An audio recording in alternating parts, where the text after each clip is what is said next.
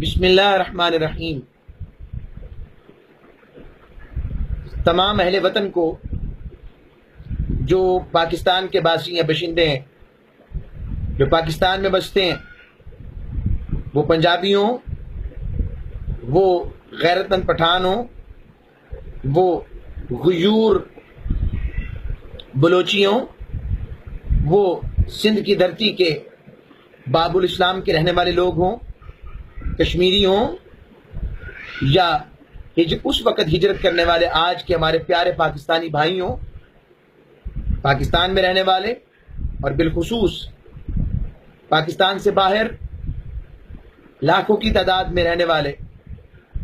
ہمارے وہ پاکستانی نژاد تمام احباب اور پاکستان کا درد رکھنے والے، اپنی نسلوں میں بانٹنے والے تمام ہمارے یورپ میں، اسکینڈینیوین کنٹریز میں، مڈل ایسٹ کے اندر اور پوری دنیا کے اندر جہاں جہاں ممالک موجود ہیں، وہاں پاکستانی ہونے کی صورت میں اپنی قومیت کی اس عظیم بقا کی کیفیت کو سمجھتے ہوئے 14 اگست کو مناتے ہیں۔ تمام کو یہ 70واں یوم آزادی مبارک ہو، اور independence day, 17th independence day of Pakistan آپ تمام احباب کو مبارک ہو۔ اور اس کے ساتھ ساتھ ایک پیغام دینا چاہتا ہوں، اور پیغام یہ ہے، 1947 کی جدوجہد کو دیکھتے ہوئے، جس جدوجہد کے سرخیل حضرت قائد اعظم محمد علی جناح رحمۃ اللہ علیہ، جس فلسفے کو بنیاد و فکر دینے والے حضرت علامہ درویش لاہور علامہ محمد اقبال رحمۃ اللہ علیہ، اور اقبال کو یہ فکر آشنائی کروانے والے، اگر پیچھے چلتے جائیں تاریخ کے سمندر کے اندر، تو دو قومی نظریے کی حقیقت کو سمجھانے والے حضرت امام ربانی مجدد الافسانی رحمۃ اللہ علیہ، پھر اس کو جدت کی بنیاد کے اوپر جدید و قدیم کی امتزاج کے ساتھ علی گڑھ اورینٹیل کالج، MAO کالج، سر سید احمد خان کی تحریک، آپ کی علمی اور ادبی تحریک، جس نے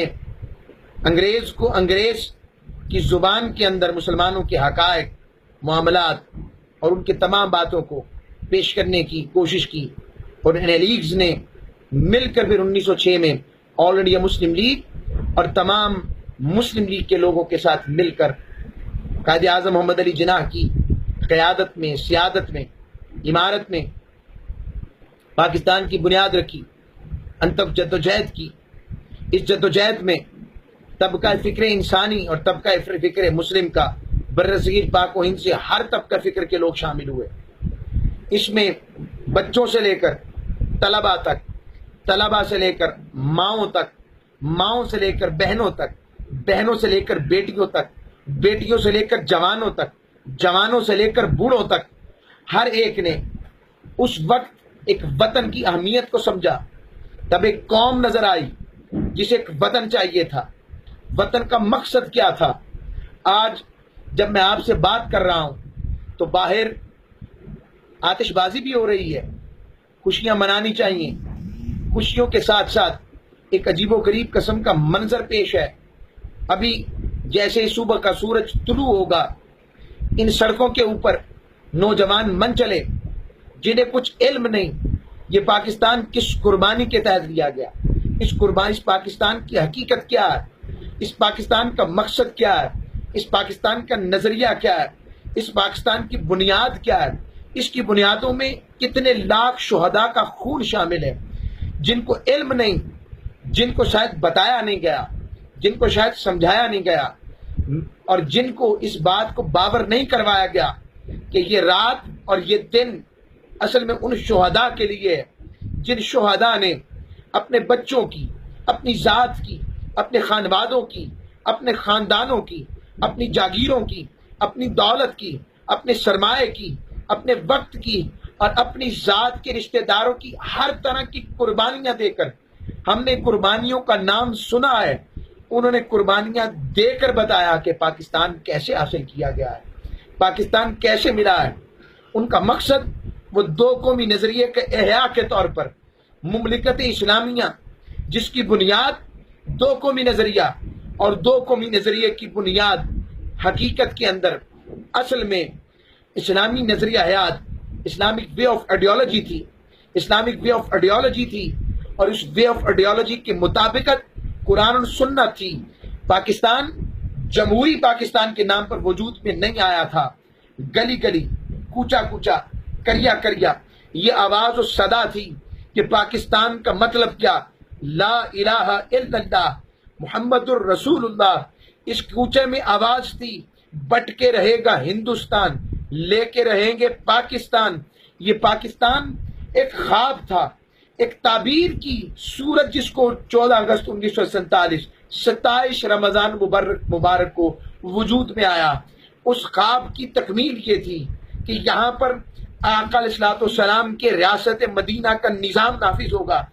یہاں پر حضرت عمر فاروق کے دور کی مساوات نافذ ہوگی، یہاں پر ظلم نہیں ہوگا، یہاں پر ظالم نہیں ہوگا، یہاں پر ظالم کے ہاتھ کاٹے جائیں گے، یہاں پر مظلوم کے ساتھ اگر ظلم ہوا تو مظلوم کے ساتھ سب کھڑے ہو جائیں گے۔ مگر افسوس آج ان جوانوں کے اوپر، اور پھر جب ان جوانوں کو دیکھتا ہوں تو بطور استاد ہو کر مجھے بھی شرمندگی ہوتی ہے کہ ان کے کوئی والدین بھی ہوں گے، ان کے کوئی استاد بھی ہوں گے، ان کو کوئی مذہبی رہنما بھی ہوں گے جو ان کو روک نہ سکے۔ یہ منچلے، یہ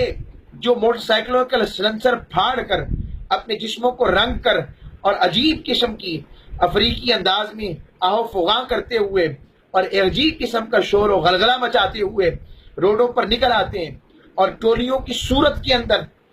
فیملیز اگر کوئی نکل آئے اس کو بھی نہیں چھوڑتے۔ یہ کون سا پاکستان ہے جہاں پر کرپشن کا راج ہو؟ یہ وہ تو پاکستان نہیں تھا جہاں پر مملکت اسلام کے نام پر بننے والی اسلام میں، اسلامی سلطنت کے اندر اس بات کا تعین کیا جائے کہ یہ صادق و امین کون ہوتا ہے، اور صادق و امین ہونے کی کوئی قانونی حیثیت نہیں ہونی چاہیے، اس کو آئین سے نکالنا چاہیے۔ جہاں پر بربریت عام ہو جائے، جہاں پر رشوت عام ہو جائے، ہاں مجھے آزادی کی خوشی ہے کہ شکر الحمدللہ میں مسجد میں اذان بھی دے سکتا ہوں، میں اپنے گھر میں ذبیحہ بھی کر سکتا ہوں، میں اپنے گھر میں گائے ذبح بھی کر سکتا ہوں، مگر اس کی گائے ذبح کرنے سے مقاصد اسلام قرآنی اور قربانی کا حصول ممکن نہیں ہے۔ خالی اذان دینے سے، صرف اور صرف نماز پڑھنے سے آزادی کی قیمت میسر نہیں آ سکتی۔ خالی اسلامی نظام کی سزاؤں کے ساتھ اسلام نافذ نہیں ہو سکتا جب تک اس قوم کی اخلاقی تربیت ممکن نہ ہو، جب تک اس قوم کی عملی تربیت ممکن نہ ہو، جب تک اس قوم کی تعلیمی اور شعوری تربیت ممکن نہ ہو۔ اس قوم کی تعلیمی تربیت کیے بغیر، اسلام اس قوم کی اخلاقی تربیت کیے بغیر، جو 1947 کے بعد ممکن نہ ہو سکی۔ یہ قوم جس کو ہر وقت، اس کو اب تک اس تعین کا سمجھ نہیں لگ سکی کہ دین اور سیاست میں آپس میں ربط کیا ہے۔ آؤ پیغام دیتے ہوئے بتا رہا ہوں، اگر دین کا سیاست سے کوئی تعلق نہیں تو قرآن اٹھاؤ۔ سیدنا داؤد علیہ السلام، سیدنا سلیمان علیہ السلام کو رب نے بادشاہ کیوں بنایا، حکمران وقت کیوں بنایا؟ حضرت یوسف علیہ السلام عزیز مصر کیوں بنے، اور عزیز مصر بن کر فرعون مصر کو مسلمان کیسے کیا؟ اگر اسلام کا سیاست سے کوئی تعلق نہیں تو پھر آقا صلی اللہ علیہ وسلم نے ریاست مدینہ کا احیاء کیوں کیا؟ ہاں، ایک سوال جو فقہی تربیت کا ہے، اکثر لوگ ہم سے کرتے ہیں کہ جناب آپ کن کی بات کر رہے ہیں؟ آقا علیہ الصلوۃ والسلام جیسا تو کوئی ہو نہیں سکتا۔ میں ان کو بتانا چاہتا ہوں، اپنی فکری درستگیاں بہتر کریں، ذات میں حضور جیسا کوئی نہیں، اور سیرت آقا کی بے مثال ہے۔ اگر سیرت حضور کی قابل عمل نہ ہوتی تو رب قرآن میں کبھی نہ کہتا لقد کان لکم فی رسول اللہ اسوۃ حسنہ، کہ یقینا رسول اللہ کی زندگی ہی میں تمہارے لیے بہترین نمونہ ہے۔ اگر اس نمونے کا اطلاق ممکن نہ ہوتا، ہم کب کہتے ہیں کہ کوئی 100% حضور جیسا ہو سکتا ہے؟ 100 کیا، کوئی کسی پرسنٹیج پر حضور جیسا ہو ہی نہیں سکتا۔ حضور کی سیرت پر جتنا عمل کر سکیں، اور اس سیرت میں سب سے بڑی بات صداقت کی ہے، سب سے بڑی بات امانت کی ہے۔ صادق سچے کو کہتے ہیں، رب نے قرآن میں کہا کونوا مع الصادقین۔ امانت والا بھی ایماندار کو کہتے ہیں۔ میرے آقا نے بھی نظام بپا نہیں کیا تھا، اعلان نبوت نہیں فرمایا تھا، تو تب بھی صادق اور امین مشہور تھے۔ اس صداقت اور امانت کی بات کو سمجھو۔ اور پھر اگر سیاست کا دین سے تعلق نہیں تو درویش لاہور کو کس نے کہا کہ جمال پادشاہی ہو، یہ جمہوری تماشا جدا ہو دین سیاست سے تو رہ جاتی ہے چنگیزی۔ آج پاکستان میں چنگیزیت کا راج ہے، کیونکہ دین کو سیاست سے جدا کر دیا گیا، دین کو حمیت سے جدا کر دیا گیا، دین کو غیرت اسلامی سے جدا کر دیا گیا، دین کو اخلاق محمدی سے جدا کر دیا گیا، سیاست کو اخلاق محمدی سے جدا کر دیا گیا، اور سیاست کو ایک گالی بنا کر پیش کر دیا گیا۔ مجھے اس قوم کی سمجھ نہیں لگتی، مجھے اس قوم کا پتہ نہیں لگتا، یہ کیسی قوم ہماری بن گئی کہ اگر مسجد کا امام فلم دیکھتا ہوا یا اپنے غلے سے پیسے چوری کرتا ہوا پکڑا جائے، خدا نخواستہ میرے منہ میں خاک، اگر پکڑا جائے تو مجھے بتائیں کیا ہماری قوم اسے اگلی نماز پڑھانے دے گی؟ نہیں، اس کو اگلی نماز پڑھانے نہیں دے گی۔ جس مسلح کی امامت والے کو نماز پڑھانے کی اجازت نہیں ہوگی، اتنی سی کرپشن اس کی پکڑی جائے، اتنا سا کردار اس کا داغدار ہو جائے، اتنے سے عمل کے ساتھ اس کو حضور کے مسلح پر کھڑے نہیں ہونے دیتے، میں ان سے سوال کرتا ہوں اگر اسی قوم کا لیڈر فاسق، فاجر، بدکار، کرپٹ، چور، بددیانت آ جائے، جھوٹا، کاذب آ جائے تو کہتے ہیں کوئی بات نہیں، اتنے لوگوں نے کھایا یہ بھی کھا لے۔ ارے تم لوگ جمہوری نہیں، اسلامی جمہوریہ پاکستان کے لوگ ہو، تم کیوں نہیں سمجھ سکے؟ تمہارا پیرامیٹر، تمہارا کردار، تمہارے حکمرانی کے معیار اور ہیں، اہل مغرب کے معیار اور ہیں، مگر انہوں نے اہل مغرب نے بھی صداقت اور امانت کو چھوڑا نہیں ہے۔ اقبال اس لیے کہتا ہے، اس لیے اپنی قوم سے اٹھاتے ہوئے، ان کو جگاتے ہوئے کہتا رہا، اور یہ کہتا رہا خیرہ نہ کر سکا مجھے جلوہ دانش فرنگ، سرما ہے میری آنکھ کا خاک مدینہ و نجف۔ اقبال نے اسی لیے اپنے درد بھرے زبان میں کہا تھا، اور اسی محبت کے ساتھ اس قوم امت مسلمہ اور بالخصوص بر صغیر پاک و ہند کے مسلمانوں کو پکارا تھا، اپنی ملت پر قیاس اقوام مغرب سے نہ کر، خاص ہے ترکیب میں قوم رسول ہاشمی۔ اے میرے اور میرے نوجوانوں اور میرے اس امت مسلمہ کے ینگسٹرز اور پاکستان کے رہنے والے نوجوانوں، یہ سڑکوں پر نکل کر اس طرح سے شور و غوغا کرنے سے پاکستان کی آزادی نہیں منائی جا سکتی۔ آؤ اس فلسفے کو سمجھو جس کے لیے 22 لاکھ لوگوں نے شہادتیں دی۔ وہ شہادت اس لیے تھی کہ ہم اس پاکستان میں جائیں گے، وہ شہادت کا منظر کیا ہوگا؟ ایک شخص جس نے اپنا سب کچھ خاندان قربان کروا دیا اور اکیلا چلتا ہوا گنڈا سنگھ بارڈر سے پر آتا ہے، اور گنڈا سنگھ بارڈر پر آ کر اجنیا والا سے نکلا ہے، اور گنڈا سنگھ بارڈر پر آ کر کہتا ہے یہ پاک سرزمین ہے، یہ پاک سرزمین ہے جہاں پر محمد عربی علیہ السلام کا دین ہوگا، جہاں پر مجھے اس کی مطابقت میں دین گزارنے کی اجازت ہوگی، جہاں پر کوئی ہندو بنیا سود کے نام پر میرا استحصال نہیں کرے گا، جہاں پر کوئی انگریز مجھے اس نام پر شراب زبردستی پلانے پر مجبور نہیں کرے گا کہ ہم تمہارے آقا ہیں، جہاں پر اللہ اور اس کے رسول کا نظام ہوگا، جہاں پر مساوات کی بات ہوگی، جہاں پر رواداری کی بات ہوگی، جہاں پر حمیت اور انسانیت کی بات ہوگی، جہاں مظلوم کی بات ہوگی، جہاں یتیم کی بات ہوگی، جہاں مسکین کی بات ہوگی، جہاں غیرت مندی کی بات ہوگی، جہاں پر حضور کے دین کی بات ہوگی، اور یہ اقتصادی طور پر بھی اسلام کا قلعہ ہوگا، یہ معاشی طور پر بھی اسلام کا قلعہ ہوگا، یہ تعلیمی طور پر بھی پوری دنیا کے اندر پاکستان دنیا کے اندر بھی اپنے آپ کو پوری امت مسلمہ کو لیڈ کرنے والا ملک ہوگا۔ یہ پاکستان پوری امت مسلمہ کا لیڈر بن کر ابھرے گا۔ اس کے مقاصد کیا ہوں گے؟ اس شخص نے اپنی شہادت دی سجدہ کرتے ہوئے، اس کی جان کفس انصری سے روح کفس انصری سے پرواز کر گئی۔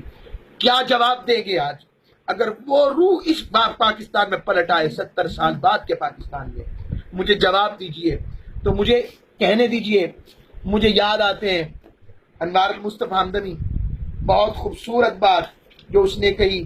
تذلیل سہیں گے ہم کب تک، کیوں جینا یہاں آسان نہیں، جو خواب تھا لاکھوں آنکھوں کا،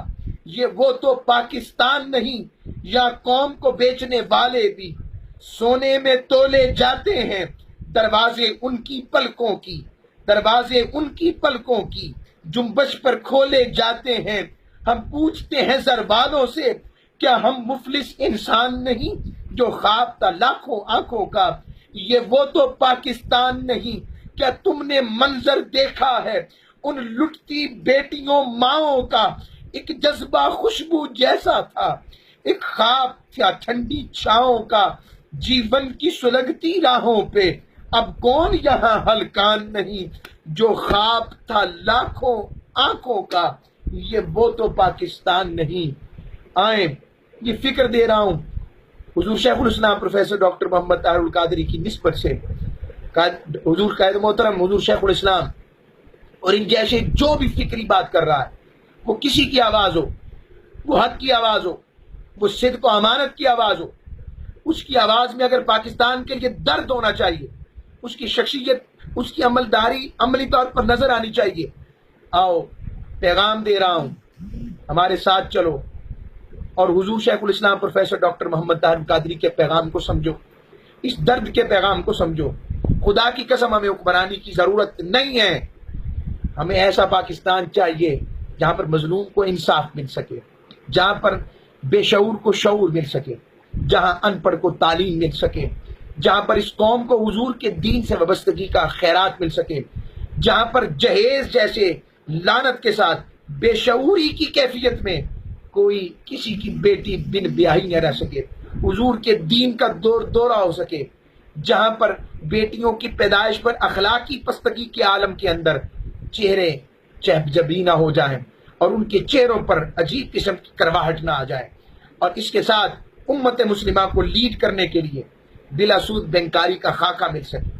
تعلیم جدید اور قدیم کے امتزاج کے ساتھ modern education and classic Islamic education کا بلینڈ وہاں پر موجود ہو۔ یہ سارا پاکستان کا خواب ہے، جہاں پر کسی کی بیٹی کی طرف دیکھتے ہوئے بہن کی طرف اپنی بہن اور حضور کی امت کی بیٹی کا خیال آ جائے۔ یہی وہ مقصد پاکستان ہے جس کے لیے یہ جد و جہد کی گئی۔ میں اپنے اس پیغام کے ساتھ آپ تمام احباب سے اجازت طلب کرتا ہوں۔ السلام علیکم ورحمۃ اللہ وبرکاتہ۔